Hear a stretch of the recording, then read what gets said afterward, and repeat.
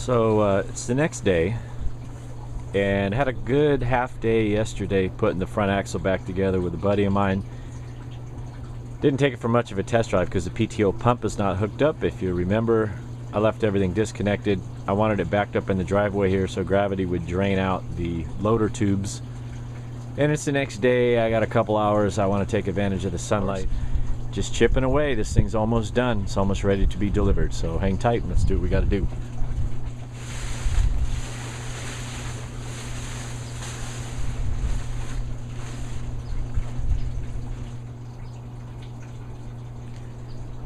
So as I mentioned in the last video as well, this is the horizontal tube that holds fluid.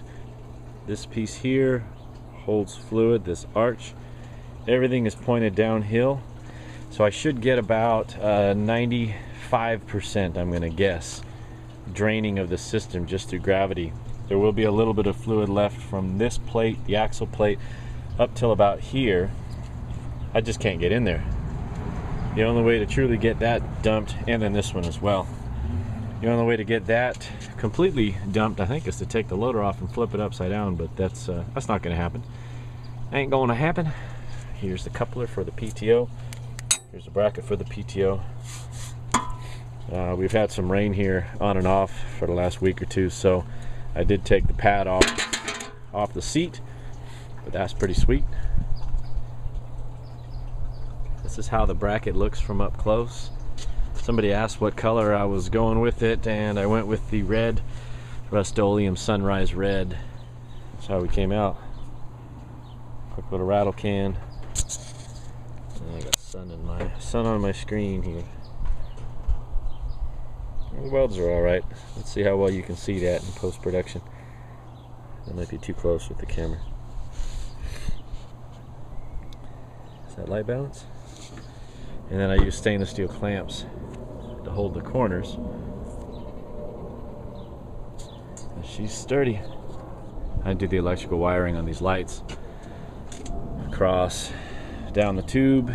Likely I'm going to replace this push button, which is not currently doing anything. It's not even wired up, with a 3-position toggle switch.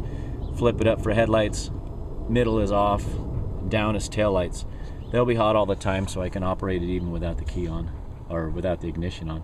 And that's what I look at. I look at my normal work vision. The headlights don't affect it, which makes me pretty happy. I gotta fix this too. I almost forgot about this. It's kind of weird. The throttle plate, I don't know. They shoved a couple washers in there to add more tension against this arm. We captured probably a good 3 gallons of funky fluid. There's probably there's more than 2.5, probably close to 3 gallons in this 5-gallon bucket alone. This was empty when I started the process yesterday, and then whatever else captured into my little recovery tank. I don't know how much is in there. But what I had done, somebody asked me why I had Ziploc bags on the end of my hydraulic hoses, and what I did was I put a Ziploc bag on the hose, tied it off, and just cut a slit in here, a drain slit in here. In my mind, what that does is that keeps dirt and debris from getting into an open hose line, but still allows the hydraulic fluid to drain out. Same as on the pump. So you just take a bag and you just cut a little slit in that corner. You can see it's still dripping. So maybe we'll leave her. Maybe we'll leave her another day. I'm not in a rush. Yeah, see, it's still dripping. If you haven't already caught it, the grill's back installed. It fits beautifully. I'm really glad I fixed those teeth. I think it looks 100% better. PTO shaft is in here. I don't know if it's going to line up with the pump. I don't know if the hole's going to line up. But I did put the shaft in just to make sure the coupler mated properly with the pulley. So we put a little fluid film on the coupler, on those little pins, those little shear pins or PTO pins, whatever you want to call it. And they slipped in pretty good with a little bit of, well, they were tight, I'll admit, they were a little tight, but they did slip in, they did line up into the little rubber grommets that were cut on that CNC machine for the crank pulley. They fit nicely. It's pulled back right now so we can run the machine without having the PTO bolted on.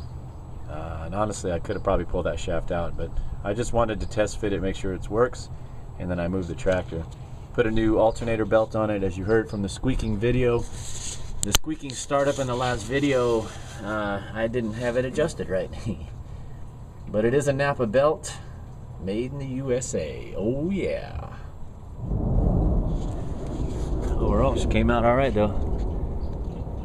These pins here are phenomenally tight. It's kind of nice. Steering linkage has got a little bit of play in it. A little bit. It's not perfect, but it'll work. It's way better than it was. I mean, leaps and bounds better than it was. A couple new lug nuts and lug bolts. Pretty excited. So, I hate to even say this out loud, but I'm kind of running out of things to do on this. I think all I need to get done before we get it up to the ranch is reinstall the power steering pump, fill the loader reservoir with hydraulic fluid, make sure that works well. I want to, what do I want to do? I want to bang out the fenders. Maybe I'll do that today. I do want to kind of bring those back into alignment. I just think that would look cool. There was one little tiny weeping hydraulic leak I missed. Probably not able to see that too well with the sun the way it is, but you'll see here it's a little bit wet. Maybe not. Seems wet on here. I've got to look. I got to come in. I think it's here where this gusset meets this tube on the left side of the tractor. I have a feeling. I can't see squat in my display here of my camera because the sun's in my eyes, so I apologize if this isn't the best footage, but I'll do my best in post-production. I believe there's a crack here just like the other side. This is a little bit wet. It shouldn't be wet, but I'm gonna hit this with a wire wheel, clean it up, see if there's another hairline here that I can fill, but we got that to do.